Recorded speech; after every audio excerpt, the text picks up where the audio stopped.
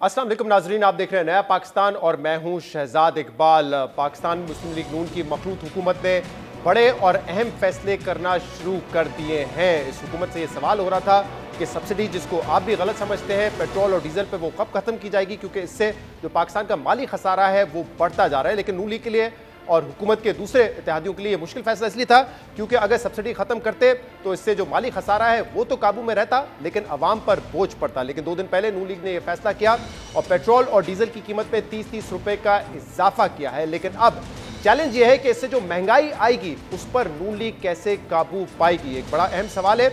और कल इस हवाले से वज़ीर आज़म शहबाज शरीफ ने यह ऐलान किया कि जो गरीब तबका है उसको हम प्रोटेक्ट करने की कोशिश करेंगे। उन्होंने ऐलान किया कि 1 करोड़ 40 लाख हाउस होल्ड, यानी कि 1 करोड़ 40 लाख खानदान जो है, उनको माहाना 2000 रुपये की सब्सिडी दी जाएगी या 2000 रुपये उनको रुपये दिए जाएंगे, जो कि तकरीबन बनते हैं महीने के 28 बिलियन रुपए। तो ये उनको रकम तकसीम की जाएगी ताकि जो बोझ है बिजली की कीमतों को अगर आगे बढ़ाना है, या अभी पेट्रोल और डीजल की सब्सिडी जो ख़त्म की गई है, वो बोझ आम आदमी पर कुछ हद तक कम हो सके।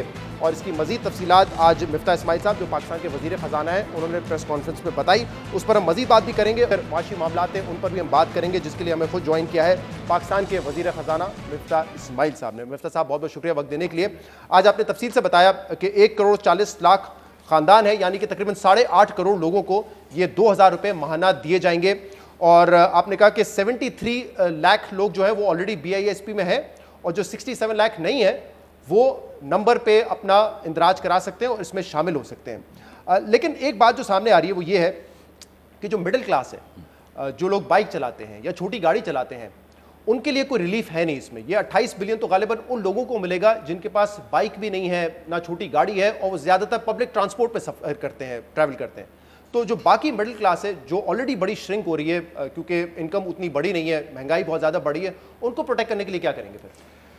शुक्रिया शहजाद भाई, बात आपकी एकदम दुरुस्त है। देखिए, इसमें बहुत सारे लोग ऐसे भी होंगे जो जिनके पास मोटर बाइक्स होती हैं, मोटरसाइकिलें होती हैं। हमने एक तजवीज़ ये भी शुरू में थी कि मोटरसाइकिल चलाने वालों को आप 1 लीटर पेट्रोल का उसका डिफरेंस दे दीजिए, जो कि 600-650 रुपये बनता है।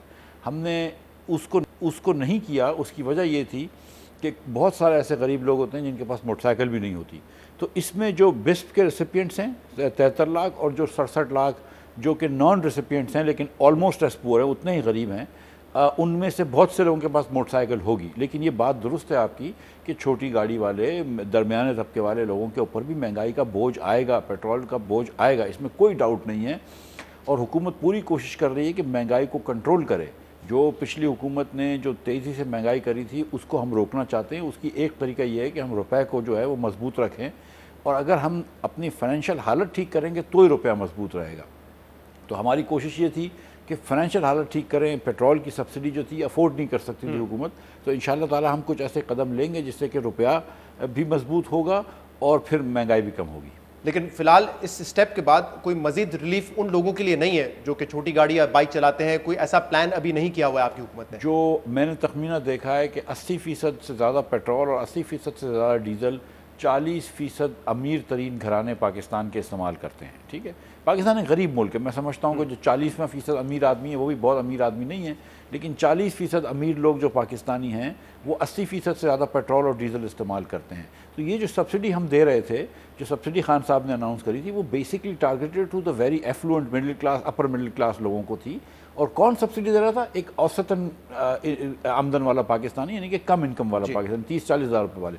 अब हमने वो चीज़ चेंज कर रहे हैं और हम गरीब पाकिस्तानी को एम्पावर कर रहे हैं, लेकिन इतने पैसे नहीं है हमारे पास कि हम सारी कौम को पैसे दे सकें। और वैसे भी टारगेटेड सब्सिडी होनी चाहिए, चाहे आप उसकी रकम को बढ़ा दें, लेकिन फिर भी आप उन्हीं लोगों को दें जो कि उससे मुस्तफीद हो सकते हैं या जो ज़रूरतमंद है, उसके लिए जो डिजर्विंग लोग हैं। अब शौकत तरीन साहब बार बार कह रहे हैं कि 466 बिलियन रुपए हम इकट्ठा करके गए थे। आपका मौक़िफ़ भी आ चुका है, आप कहते हैं ये पैसा कहाँ है, हमें दिखा दो। जो वो फॉर्मूला बता रहे हैं कि आप डिविडेंड से निकाल लें 50 अरब रुपए, आप 100 अरब रुपए, 50 अरब वो कह रहे हैं कि आप FBR से ले लें, प्रोविंसेस आपको देंगे। वो बेशक ECC से उसका अप्रूवल नहीं करके गए हों, लेकिन क्या जिस तरीके से वो बता रहे हैं कि पैसा इकट्ठा किया जा सकता है सब्सिडाइज करने के लिए, वो पैसा इकट्ठा हो सकता है? इतनी गुंजाइश है? नहीं। देखिए, शौकत साहब मेरे भाई हैं, बड़े भाई हैं, बड़े समझदार आदमी हैं, लेकिन सच्ची बात यह है कि एक पैसा भी इकट्ठा नहीं था।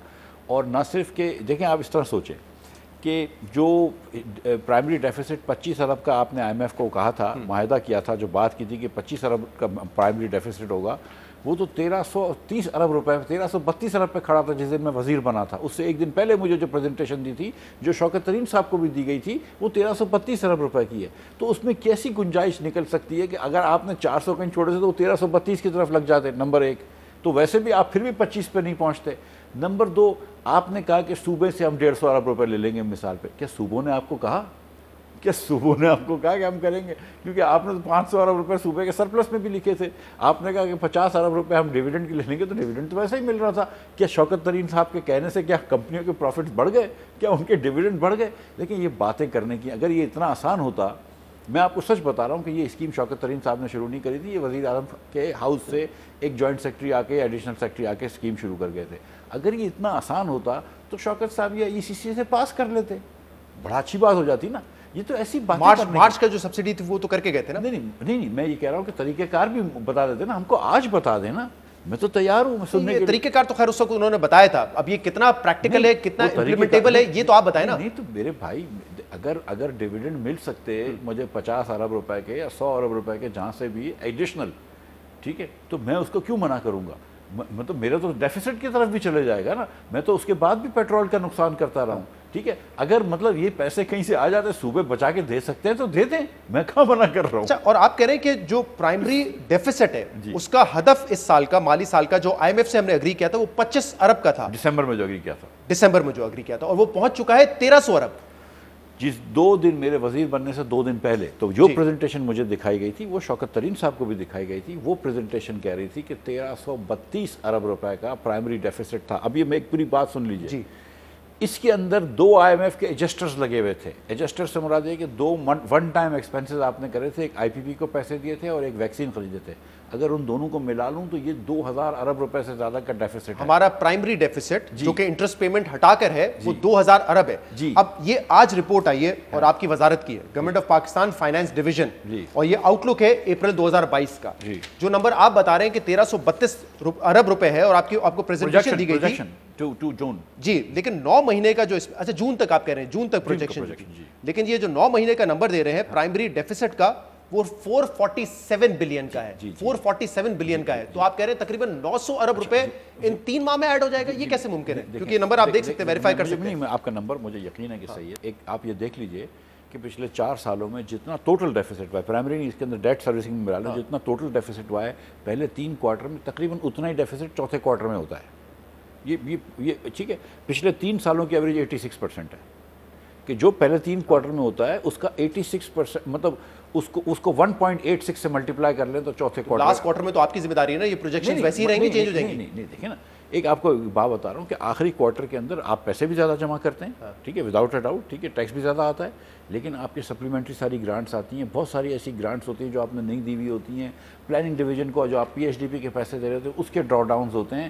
بہت سارے اور ڈیفینس وغیرہ کے ڈرا ڈاؤنز ہوتے ہیں. تو یہ بات تو طے ہے، یہ تو آپ ہسٹوریکل فیکٹس دیکھ سکتے ہیں. یہ 447 بلین کا جو 9 ماہ کے اندر پرائمری ڈیفیسٹ ہے، یہ آپ کو پروجیکشنز دی گئی ہیں کہ 1332 ارب روپے تک پہنچ جائے گا. جی بالکل پلس 700 بلین اگر آپ کہہ رہے ہیں کہ ون ٹائم جو IMF سے ایڈجسٹرز ہیں، لیکن وہ ون ٹائم ایکسپینس. بٹ یہ فگر ابھی 447 بلین کا ہے. آپ کہہ رہے ہیں جون تک کی پروجیکشنز جو ہیں وہ اتنی ہیں، اور یہ پروجیکشن میری اکیلے کی نہیں ہے، صحیح، منسٹری آف فائنانس کی. سبسڈی آپ کہہ رہے ہیں کہ یہ ہو نہیں سکتا تھا کہ ہم دیں جتنی شوکت ترین صاحب بتا رہے ہیں. ذرا مجھے نمبر وائز بتا دیں. مارچ 3 مہینے ہم نے یہ سبسڈی دی ہے، مارچ میں کتنی سبسڈی دی گئی؟ مارچ اور اپریل کی ملا کے 100 ارب روپے. 30 بلین مارچ کی ہے اور تقریباً 70 سے 75 بلین اپریل کی ہے.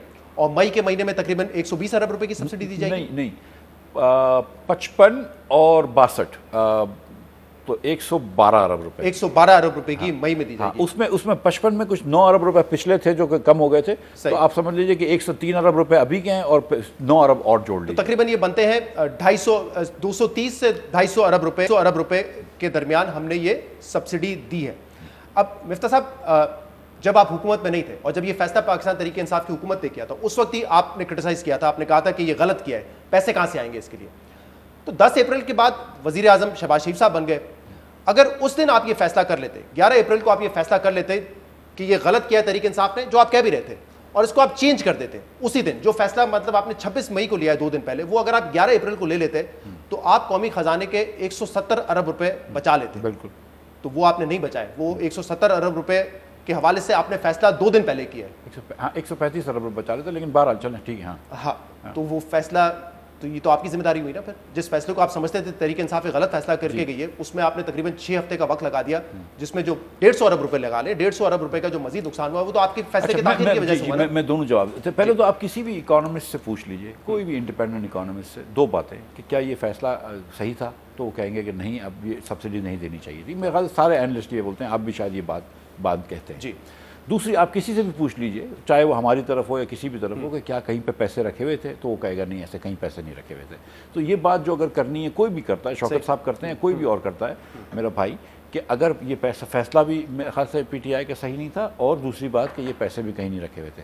اب اگر ہم جس دن پہلے دن آتے ہیں, اور ہم نے یہ بات بار بار کری ہے, اور اسی کو بارودی سرنگ کہتے ہیں, کہ خان صاحب ایک بارودی سرنگ لگا کے گئے تھے, do if you know damned if you do damned if you don't, کہ اگر آپ یہ کرتے ہیں تو چلو لوگوں کو فائدہ تو کچھ ہوتا ہے, حکومت کے فائنینسز بڑے ٹائٹ ہو جاتے ہیں, اور جو ٹھیک ہے تو حکومت کے فائنینسز جو ہیں خراب ہو جائیں گے, آپ حکومت کی طرف دھکیل رہے ہیں. آپ اگر آپ یہ نہیں کرتے تو خان صاحب اپنی یہ ایک دیکھیں نا, آپ ایک خان صاحب نے ایک دم افراتفری پھیلا رکھی ہے اس وقت پورے ملک کے اندر. ایک آپ نے روز ایک نئی عجیب سی کنسپریسی تھیوری گھڑ رکھی ہے. جو پولیٹیکل انوائرمنٹ کے اندر ہے, یہ پولیٹیکل حکومت ہے, یہ کوئی مطلب ٹیکنوکریٹک حکومت نہیں ہے, یہ کوئی الیکٹڈ حکومت ہے. تو الیکشنز اپنے کچھ وقت لیتے ہیں یہ چیز سمجھنے میں. اب شاید مجھے فائنینس کے نمبرز پتہ ہیں تو مجھے شاید زیادہ پتہ ہے, لیکن باقی آپ نے تو واشنگٹن میں جاتے ساتھ کہہ دیا تھا, آپ نے کہا تھا کہ ہم اس سبسڈی کو ختم کریں گے. آئی ایم ایف کی بات درست ہے. میں تو حکومت میں آنے سے پہلے بھی یہ کہہ چکا ہوں, اس میں کوئی دو رائے نہیں ہے. لیکن ہر شخص شاید آپ کی طرح یا میری طرح بھی یہ نمبرز نہیں سمجھتا ہے, تو اس کو ٹائم لگتا ہے یہ بات سمجھنے میں کہ کتنا بڑا حجم ہے اور کتنا بڑا نقصان ہے. تحریک انصاف نے تو ایک سیاسی فیصلہ کیا تھا کہ شاید اس فیصلے سے ہماری حکومت بچ جائے, نہیں بچے گی تو پھر اس کا خمیازہ مسلم لیگ نون کو بھگتنا پڑے گا. جی, لیکن آپ نے بھی آتے ساتھ فیصلہ اس لیے نہیں کیا کیونکہ آپ بھی اپنا پولیٹیکل کیپٹل لوز نہیں کرنا چاہتے تھے, جبکہ آپ کو یہ پتا تھا کہ یہ فیصلہ ایونچولی آپ نے کرنا ہے. تو جتنی تاخیر ہوئی اتنا بڑا نقصان قومی خزانے کو ہوا, کیونکہ آپ بڑے کرٹیکل رہے اس بات پہ کہ تحریک انصاف ڈیلیٹ فیصلہ کرتی تھی L N G terminal container منگانے میں, کارگو منگوانے میں, تو نقصان ہوتا تھا. تو اس فیصلے سے نقصان تو ہوا ہے نا پاکستان. شہزاد بھائی, گزارش یہ ہے کہ اگر ہم آئے تھے اور اس وقت آپ کو ایک بات پتا تھی کہ اس چیز کی بھی انسرٹنٹی تھی, خان صاحب بھی کہہ رہے تھے کہ ہم فوراً چلے جائیں, ہمارے کچھ دوست بھی کہہ رہے تھے, ہماری پارٹی کے لوگ کہہ رہے تھے کہ ہمیں حکومت بھی نہیں لینی چاہیے. شاید عباسی صاحب شروع میں کہہ رہے تھے, دیگر لوگوں نے کہا کہ حکومت بھی نہ لو, 1 ہفتے میں چھوڑ کے چلے جاؤ, 2 ہفتے میں چھوڑ کے چلے جاؤ, نیب کا لا پاس کر کے چلے جاؤ, الیکشن کمیشن کا لا پاس کر کے چلے جاؤ. اب اس کے بعد یہ اور مطلب اس کو یہ آپ نے کہنا کہ نہیں ہم نے یہ اپنا ملک جو ہے ٹھیک کرنا ہے, جتنے بھی خان صاحب بہتان لگائیں, جتنے بھی الزام تراشی کریں, ہم نے یہ لے کے کام کرنا ہے, تو یہ کیا ہے. اور آپ یہ بات بھی دیکھیں نا کہ ہم نے یہ صحیح کام کیا. یہ جو بارودی سرنگ عمران خان نے بچھائی تھی, ہم نے اپنا سیاسی مفاد جو ہے اللہ کی مہربانی سے آج ہم نے اپنا سیاسی مفاد پیچھے چھوڑا ہے اور قوم کے مفاد کے ساتھ کھڑے ہوئے ہیں. میں کہہ رہا ہوں کہ انڈیسائسونیس تھی, تاخیر سے فیصلے ہو رہے تھے, سمجھ نہیں آ رہا تھا کیا فیصلہ لیں, اس میں ڈیلے ہوا ہے. یہ تو میرے خیال سے ایک ایڈمٹڈ فیکٹ ہونا چاہیے. آپ ایڈمٹ کر لیجئے, ٹھیک ہے, لیکن میں تو یہ کہوں ایڈمٹ گا کرنے والے آپ ایڈمٹ کر لیجئے, لیکن میں تو اتنی گزارش کروں گا کہ ہم نے اپنا سیاسی مفاد جو ہے اللہ تعالیٰ کی مہربانی سے پیچھے چھوڑا ہے, اور اس قوم کے مفاد کے ساتھ کھڑے رہیں, اور یہی ہونا چاہیے. کیونکہ یہ پاکستان ہوگا تو میں اور آپ ہوں گے, ورنہ تو پھر کیا سیاست ہوگی. تو مفتاح اسماعیل صاحب, یہ جو ابھی آپ لوگوں نے مشکل فیصلہ لیا ہے جس کی ایک پولیٹیکل کاسٹ آپ کو پے کرنی پڑے گی, یہ تو صرف ایپیٹائزر لگ رہا ہے, بلکہ ایپیٹائزر کی پہلی ڈش لگ رہی ہے, کیونکہ ابھی بھی 56 ارب روپے آپ ڈیزل پہ سبسڈی دے رہے ہیں, ابھی بھی پیٹرول پہ 56 روپے فی لیٹر. جی, 56 روپے فی لیٹر, اور 17 روپے 17.5 روپے آپ فی لیٹر پیٹرول پہ سبسڈی دے رہے ہیں. فرسٹ کو اوگرا نے ریوائز کرنا ہے ان کو, $117-115 پر بیرل اس وقت آئل ہو چکا ہے, اپورڈز ہوگا جی, اور 200 ارب روپے 200 روپے کا ڈالر ہو چکا ہے. تو اس کا مطلب یہ ہے کہ جب یہ مزید ریوائز ہوگا تو یہ سبسڈی کے نمبر اور بڑھ جائیں گے. یعنی ڈیزل پہ ہم 55 روپے پر لیٹر سے زیادہ سبسڈی دے رہے ہوں گے, اور پیٹرول پہ بھی زیادہ دے رہے ہوں گے. تو اس کا مطلب اور مشکل فیصلے کرنے ہیں ابھی آپ نے. پیٹرول پہ تو مجھے یقین ہے کہ شاید اس سے بڑھ جائے گا نمبر, ڈیزل کا مجھے نہیں پتا ہے, لیکن اوگرا کی سمری آئے گی تو پتہ چلے گا. مجھے سچ میں ابھی بھی 56 روپیز ہے, بہت زیادہ ہے. یہ بھی ختم کرنا ہے, یہ سبسڈی جو 56 روپے کی دے رہے ہیں ہم سبسڈی, یہ ختم کرنی ہے ایٹ سم پوائنٹ. ضروری نہیں ہے کہ پہلی کیوں 26 کو پرائز بڑھائیے, جو پہلی کو بڑھانی تھی وہ 26 کو بڑھوا لی, لیکن ضروری نہیں ہے کہ ہم پہلی کو چینج کریں پرائز. یہ فیصلہ جو ہے ظاہر ہے کہ آپ یہ سمجھتے ہیں کہ ہمارے کہنے پہ بہت ساری مارکیٹ میں مسائل ہو جاتے ہیں، تو اس بارے میں ڈسکلوز نہیں کر سکتے۔ لیکن آپ یہ تو بتا سکتے ہیں نا کہ آئی ایم ایف نے کیا کہا ہے کہ ٹھیک ہے کچھ حد تک سبسڈی آپ دے سکتے ہیں یا سبسڈی بالکل ختم کریں، کیونکہ جو میں نے ان کا ڈاکیومنٹ پڑھا ہے جنوری فروری والا کہ جو ہم سے کمٹمنٹ کی گئی تھی وہ پورا کریں، اس میں تو نو سبسڈی تھا، بلکہ اس میں یہ بھی تھا کہ 30 روپے کا لیوی چارج کریں۔ تو اگر آپ ڈیزل پہ 56 روپے کی سبسڈی ختم کرتے ہیں اور 30 روپے کا لیوی لگاتے ہیں تو 86 روپیز آپ مزید بڑھائیں گے کیا ڈیزل پہ؟ نہیں، جو آپ نے جنوری فروری میں ایگریمنٹ پڑھا تھا، اور اس وقت نوٹ کر لوں کہ اس وقت شہباز شریف نے عمران خان وزیر اعظم تھے، تو عمران خان صاحب نے یہ فیصلہ کیا تھا۔ اس وقت نہ صرف سبسڈی ختم کر کے 30 روپے کی لیوی لگانی تھی، بلکہ اس کے بعد 17% سیل ٹیکس لگانا تھا۔ تو وہاں سے ان کے حساب سے 86 کے اوپر 40 روپے ایک اور لگتے ہیں، تو 126 روپے ہیں۔ ہم ایسی کوئی چیز نہیں کریں گے، کوئی مزید ٹیکس نہیں لگائیں گے، لیکن یہ بات آپ سمجھتے ہیں کہ کوئی حکومت دنیا میں جو ہے وہ پیٹرول اور ڈیزل کو نقصان پہ نہیں بیچ سکتی۔ دیکھیں عوام کے ہی پیسے ہیں، اور ڈیزل اور پیٹرول جیسے میں نے آپ سے گزارش کری، امیر لوگوں کی کنسمپشن زیادہ ہوتی ہے، غریب کی کم ہوتی ہے۔ گاڑی والوں کی کنسمپشن ہوتی ہے، پاکستان میں بہت کم لوگوں کے پاس گاڑی ہے، جس کی بڑی گاڑی ہے اس کی زیادہ کنسمپشن ہوتی ہے۔ تو اس لیے ڈیزل اور پیٹرول پہ سبسڈی دینا مناسب بات نہیں ہے۔ اگر آپ آٹے پہ دیں، چاول پہ دیں، آج وزیر اعظم کے حکم کے مطابق ہم نے آٹے پہ سبسڈی دی ہے، پاکستان بھر میں 40 روپے کا آٹا یوٹیلیٹی سورس کارپوریشن بھیجے گا۔ ہم نے چینی کے اوپر کہا ہے کہ 70 روپے کی بیچیں گے، اور ہم نے انسسٹ کر رہے ہیں ہم لوگ کہ مل والوں سے کہیں کہ 70 روپے کی بیچو، اور ہم نے گھی پہ بھی 100 روپے کی سبسڈی دی ہے۔ تو مفتاح صاحب میں صرف یہ جاننا چاہ رہا ہوں کہ آئی ایم ایف نے یہ کہا ہے سبسڈی ختم کریں، تو وہ مزید آپ نے ختم کرنی ہے، لیکن کیا پیٹرولیم ڈیولپمنٹ لیوی پہ اور جی ایس ٹی پہ ریلیکسیشن ملی ہے، یا وہ بھی انسسٹ کر رہے ہیں جنوری کی طرح کہ لگائیں یہ بھی؟ ابھی کوئی پیٹرولیم لیوی کے اوپر اور سیل ٹیکس کے اوپر کوئی فیصلہ نہیں ہوا ہے۔ کوئی فیصلہ نہیں ہوا، آئی ایم ایف کا کوئی دباؤ نہیں ہے اس پر؟ دباؤ ان کا ہو یا نہ ہو، فیصلہ نہیں ہوا ہے۔ فیصلہ نہیں ہوا ہے۔ اچھا، جنوری میں جب یہ حکومت نے فیصلہ کیا تھا تو اس وقت یہ والے حالات نہیں تھے، یوکرین کا مسئلہ بھی نہیں ہوا تھا، $85-80 پر بیرل اس وقت تیل تھا، تو اس لیے حکومت نے کمٹ کر دیا اس وقت کی، ٹھیک ہے، شاید آپ ہوتے تو آپ بھی آئی ایم ایف، ایک تو یہ ہمیں سمجھنے کی ضرورت ہے دو چیزیں مفتاح صاحب، کہ جب تیل کی قیمتیں یہ بڑھاتے تھے اور وہ کہتے تھے دیکھیں گلوبل انٹرنیشنل پرائسز بڑھ رہی ہیں، تو آپ لوگ ہر 15 دن بعد تنقید کرتے تھے، پیٹرول بم گرا دیا، 4 روپے بڑھتا تھا پیٹرول بم گرا دیا۔ اس سے ہمیں آگے نکلنے کی ضرورت ہے کہ پولیٹیکل پوائنٹ سکورنگ ان ایشوز پہ نہ کی جائے۔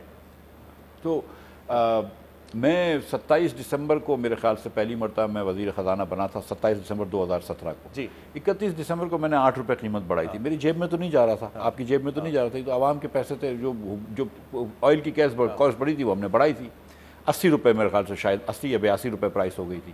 شاید عباسی صاحب وزیر اعظم تھے، انہوں نے کہا میں کراچی گیا تو انہوں نے کہا واپس آؤ اور پریس کانفرنس کر کے بتاؤ کہ تم نے کیوں پرائس بڑھائی، تو ہم نے بتائی۔ دوسرے دن صبح جب میں اٹھا تو عمران خان صاحب ٹویٹ کر چکے تھے کہ یہ حکومت نے پیٹرول بم بڑھایا اور پتہ نہیں کیا کیا جو ہے وہ بھاشن دیا ہے۔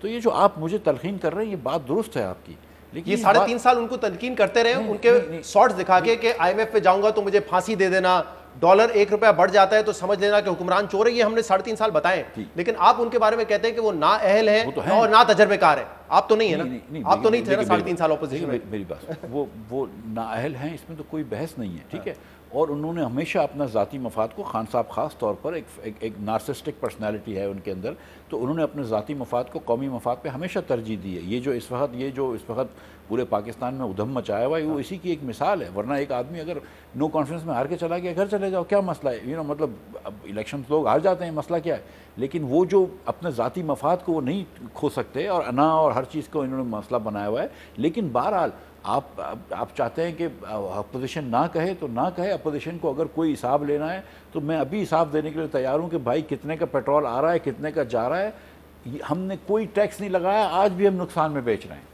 صحیح، کیونکہ ٹیکس تو آپ کو پتہ ہے کہ جب لیوی اور ٹیکس جی ایس ٹی ان کے دور میں بھی کافی کم کر دیا تھا انہوں نے، جتنا اتنا نہیں چارج کر رہے تھے جتنا آپ کر رہے تھے، آپ تو 1.50% چارج کر رہے تھے۔ 21 روپے میرے خیال سے لیوی تھی اور 10.5% ٹیکس تھا۔ 15 فروری کو 17 روپے لیوی تھی، 0% جی ایس ٹی نہیں، اس کے بخاد جب انہوں نے 10 روپے بڑھائے تھے اور آپ لوگوں نے تنقید کی کہ یہ کیا پیٹرول بم گرا دیا، اس دن 10.5 میرا خیال تھا، 10.5 0% جی ایس ٹی تھا اور 17 روپے 62 پیسے لیوی تھا 15 فروری کو جب انہوں نے 10 روپے بڑھائے تھے۔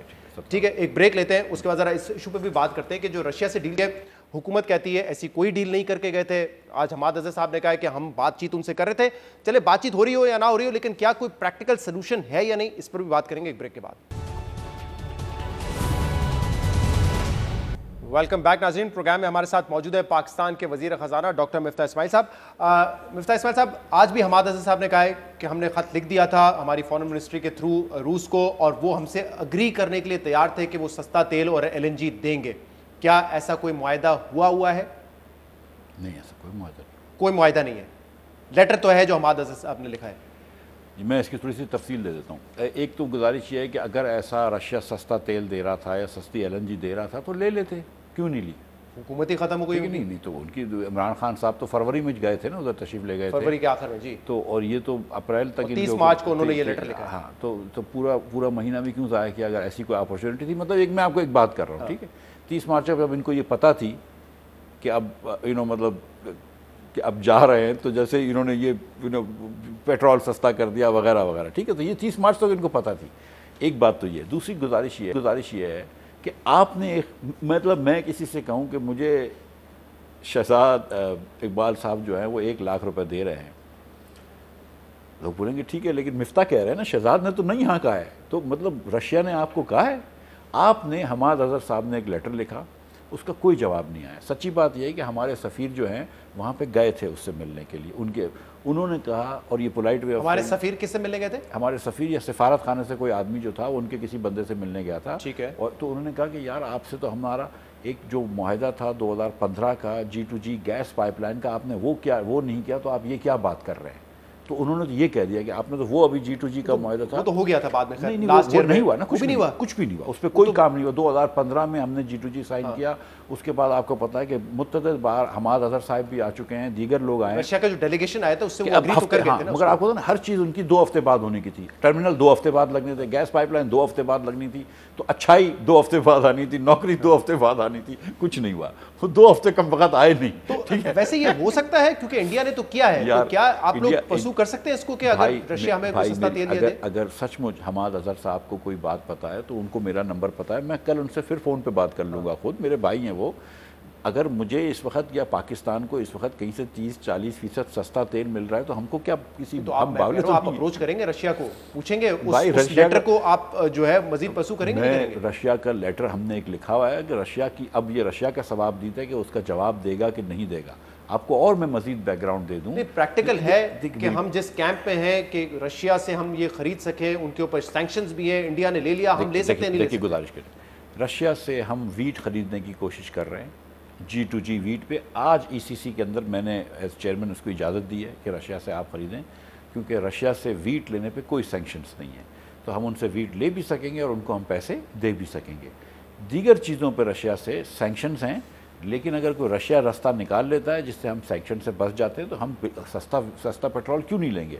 इसमें तो कोई रास्ता नहीं है, और ये बिल्कुल बेबुनियाद बात है, जैसे मतलब, लेकिन बेबुनियाद बात PTI के लिए कोई नई चीज़ नहीं है। वो तो कह रहे हैं आप अमेरिका के गुलाम बने हुए इसलिए आप परसू नहीं कर रहे इसको।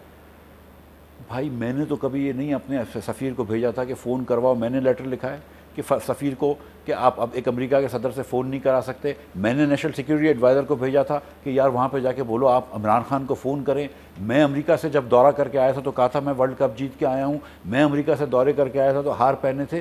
खुदा का खौफ करें यार, मतलब ऐसी बातें ना करें, मतलब कम से कम इतना झूठ बोलें कि मुल्क के जो अपना सियासत ज़रूर चमकाएं लेकिन मुल्क के हालात को ख़राब ना करें। आपने पूरी यूरोप से, इस वक्त हमारा GSP यूरोप से है, अमेरिका से आप सारे रिलेशंस ख़राब कर रहे हैं और आपको पता है कि झूठ बोल रहे हैं। अगर कोई इस पे बात होती, अगर वो ख़त्म है तो वो सारा 10 दिन बाद 5 दिन बाद उनको अमेरिका को आपने एक डिमांड तो दे नहीं सके, आप बात कर रहे हैं बहादुरी की। शौकत तरीन साहब ने मेरे प्रोग्राम में ये कहा था कि IMF से डील करने में हमें माजी के मुकाबले में प्रॉब्लम हो रही है क्योंकि अफगानिस्तान के बाद जो सिनेरियो पैदा हुआ हमारे ताल्लुकात वैसे नहीं है, वो प्रॉब्लम क्रिएट कर रहे हैं। आपको ये महसूस हुआ कि IMF जो पाकिस्तान से जिस तरीके से डील कर रहा है उसमें सख्तियां ज़्यादा है क्योंकि ताल्लुकात अच्छे नहीं है? भाई मैं 2 मरतबा IMF से मिल चुका हूँ, अभी तक तो मेरी डील नहीं हुई है। मेरी पूरी उम्मीद है अल्लाह ताला की ज़ात से कि मैं जून के अंदर डील कर लूँगा, और मुझे यकीन है कि अफ़गानिस्तान का जो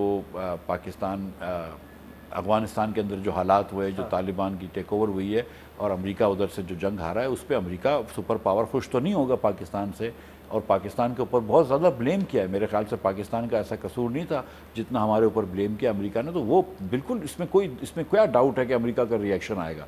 मतलब हम ये थोड़ी नहीं कह रहे कि अमेरिका का रिएक्शन नहीं आता, ये थोड़ी नहीं कह रहे कि अमेरिका आपसे जो है वो नाला नहीं हो सकता, लेकिन ये कहना कि कोई कंस्पिरेसी कर रही है और खुदा न खास्ता हमारे सियासतदान या हमारे फ़ौज के अफसरान इसके साथ मिले हुए, ये तो बड़ी ज़्यादती की बात है। मिफ्ताह इस्माइल साहब, 13.5% महंगाई CPI था अप्रैल के महीने में, ठीक है। अब मई में शायद ये 14% या 14.5% हो जाए, क्योंकि आप पिछली हुकूमत पर ये दबाव डालते रहे कि वो नाअहल है इसलिए महंगाई हो रही है। मैं सिर्फ बता दूं कि 10 अप्रैल से पहले कुछ अहम अशिया की कीमत क्या थी, आज वो कीमत क्या है।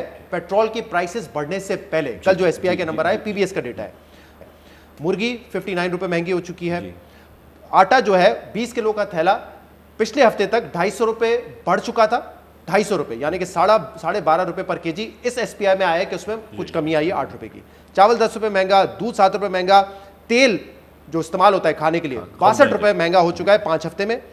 मसूर की दाल 50 रुपये महंगी हो चुकी है, चीनी 70 पैसे आपने सस्ती की है, PBS का डेटा है। तो महंगाई तो आपके आने के बाद भी हुई है, जबकि ना तेल की कीमत बढ़ी है ना बिजली की कीमत बढ़ी है। ये क्यों हुआ है और क्या ये भी आपकी नाअहली है जैसे इंडिया की नाअहली थी? मैं जवाब देता हूँ।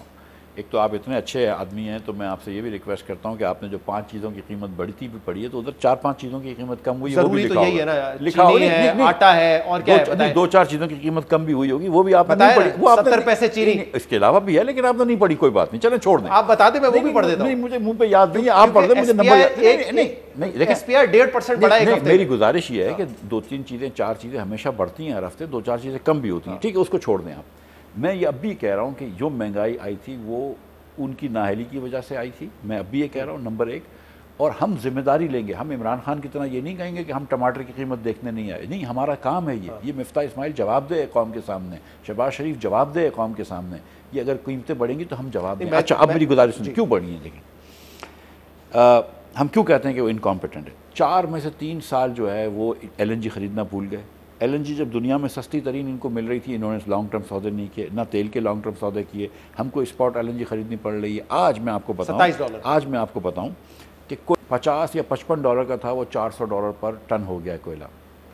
नेपरा का इन्होंने कोई रिफॉर्म नहीं किया, ना UFG SSGC के सिस्टम में 21% हो गई है। ट्रांसमिशन डिस्ट्रीब्यूशन लॉसेस इनके ज़माने में बढ़ गए, बिल कलेक्शन इनके ज़माने में कम हो गए। अब हुआ इसका नतीजा ये निकला कि हर तरफ एक जमूद हो गया। 200 अरब रुपया SNGPL नुकसान कर चुकी है, 500 अरब रुपए का स्विस अपने PSO का अकाउंट रिसीवेबल हो गया है। ये सारे मसाइल हम सॉल्व कर रहे हैं। इस वक्त हमको महंगी LNG लेनी पड़ रही है क्योंकि मौसूफ ने कभी ली नहीं। ये कीमतें तो ऑलरेडी बढ़ी थी, अब आपने तेल की कीमत बढ़ाई तो मजीद महंगाई होगी। मैं तो होगी, सिर्फ ऐसा ना हो कि वो मरियम नवाज साहब लॉन्ग मार्च लेके आ रही हो कि महंगाई मुकाओ लॉन्ग मार्च, ये ना हो ना। मेरी बात सुने, अगर ये मेरी इनकॉम्पिटेंस से महंगाई हो रही होगी तो शहबाज शरीफ एक दिन नहीं ठहरेंगे। आप भी कहते हैं ग्लोबल प्राइस इंपैक्ट है, कमोडिटी सुपर साइकिल है, वही बात पिछले 8 महीने 10 महीने से इमरान खान भी कर रहे थे। आप देखिए, हमको भाई कुछ अरसा दीजिए, आप देखें कि शहबाज शरीफ साहब इंशाअल्लाह ताला हम कोशिश करेंगे कि हम कोई लॉन्ग टर्म LNG के कॉन्ट्रैक्ट लें, जिसकी वजह से आपने हमें जेल भी भेजा है, जुल्म करा है हमारे साथ, लेकिन अल्लाह बड़ा है, ठीक है। ये मट्टी की मोहब्बत में हम आसिफ तफसरों ने वो कर्ज चुकाएं जो वाजिब भी नहीं थे, हम वो भी मसला नहीं है। हम फिर लॉन्ग टर्म कॉन्ट्रैक्ट करेंगे और सस्ती LNG लेकर आएंगे इंशाअल्लाह ताला।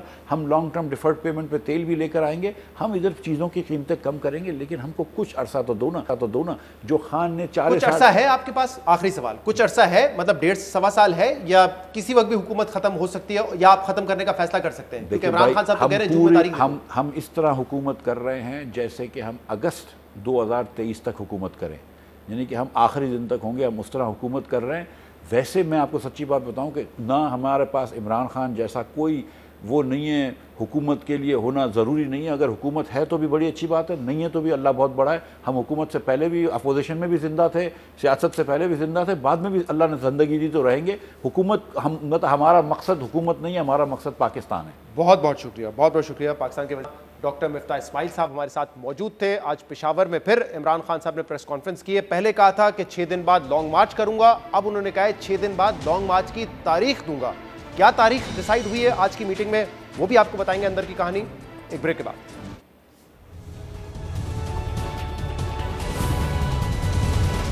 Welcome back. इमरान खान मुसलसल हुकूमत पर दबाव बढ़ा रहे हैं और आज उन्होंने दोबारा इस्लामाबाद की तरफ लॉन्ग मार्च की धमकी दी है। मगर इमरान खान ने कोर कमेटी इजलास के बाद आज प्रेस कॉन्फ्रेंस की, जिसमें वो अपना मौकिफ तब्दील करते हुए नजर आए। इमरान खान ने 26 मई की सुबह लॉन्ग मार्च खत्म करने का ऐलान करते हुए धमकी दी थी कि अगर हुकूमत ने नए इलेक्शन की तारीख ना दी तो वो 6 दिन बाद दोबारा इस्लामाबाद की तरफ मार्च करेंगे। यानी वो 1 जून को अपनी वापसी की धमकी देकर गए थे, मगर अब इमरान खान ने मौक़िफ़ तब्दील करते हुए कहा है कि अगर 6 दिन के अंदर हुकूमत ने असम्बलिया तहलील और नए इलेक्शन की तारीख ना दी तो वो 6 दिन बाद फैसला करेंगे कि अगला लॉन्ग मार्च कब होगा। हमने पूरी तैयारियां शुरू कर दी हैं। मैंने उनको 6 दिन का टाइम दिया था, उसके बाद मैं अनाउंस करूंगा कि हम फिर कब आ रहे हैं इस्लामाबाद। इस बारी तैयारी करके आएंगे। सुप्रीम कोर्ट मंडे को लेके जा रहे हैं पिटीशन कि पुरअमन एहतजाज, क्या ये इस मुल्क में एक डेमोक्रेटिक पार्टी का हक है या नहीं है। मैं सिर्फ सुप्रीम कोर्ट से प्रोटेक्शन चाहता हूं।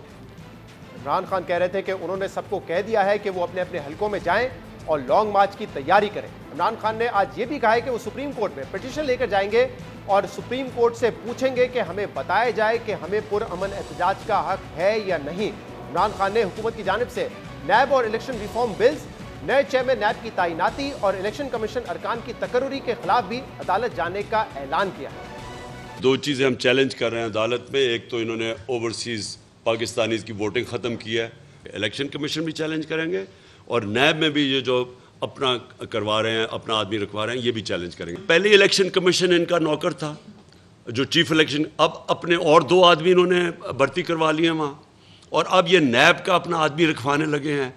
यानी कोई दुनिया में ये होता है कि कोई आप जेलों के अंदर जो चोर हैं उनको कहेंगे कि वो खुद ही अपॉइंट करेगा कि कौन उसकी तफ्तीश करेगा, कौन उसके ऊपर फैसला करेगा। इमरान खान ने आज पार्टी की कोर कमेटी का इजलास पेशावर में तलब किया था जो तकरीबन 2 घंटे तक जारी रहा। इस इजलास में इमरान खान की दोबारा लॉन्ग मार्च की कॉल पर क्या फैसला हुआ है और पाकिस्तान तहरीक इंसाफ कब दोबारा इस्लामाबाद का रुख कर सकती है, इस हवाले से आज क्या बात हुई, अंदर की कहानी आपके सामने रखते हैं। पाकिस्तान तहरीक इंसाफ के एक अहम रहनुमा ने हमें बताया है कि ये बात दुरुस्त है कि इमरान खान अब 6 दिन बाद लॉन्ग मार्च के लिए नहीं आएंगे, बल्कि 6 दिन बाद वो लॉन्ग मार्च की तारीख का ऐलान करेंगे।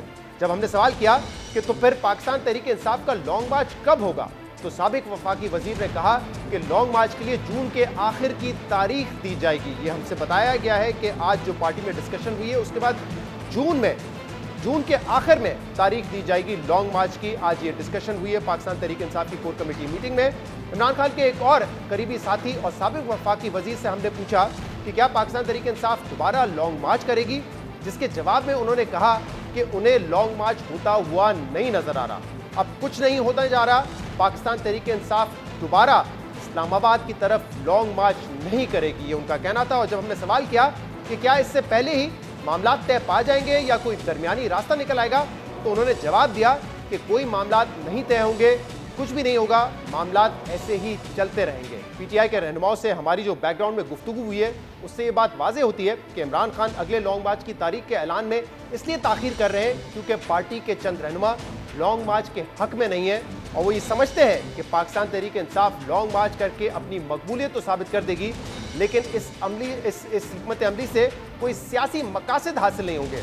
और अगर सियासी मकासद हासिल कर रहे हैं तो फिर उसके लिए ठोस सियासी हिकमत अमली होना ज़रूरी है। पीटीआई ज़राए हमें यह भी बताते हैं कि पार्टी में इस मामले पर परेशानी पाई जाती है कि पीटीआई सारे इदारों को अपने खिलाफ करके सियासी मकासद हासिल नहीं कर सकती, ना ही इससे कुछ हासिल होगा। और पॉलिटिकल स्ट्रेटजी की अदम मौजूदगी की वजह से पीटीआई सड़कों पर जितनी एहतजाज करना है कर ले, लेकिन इसका फ़ायदा महदूद हद तक ही हो सकता है।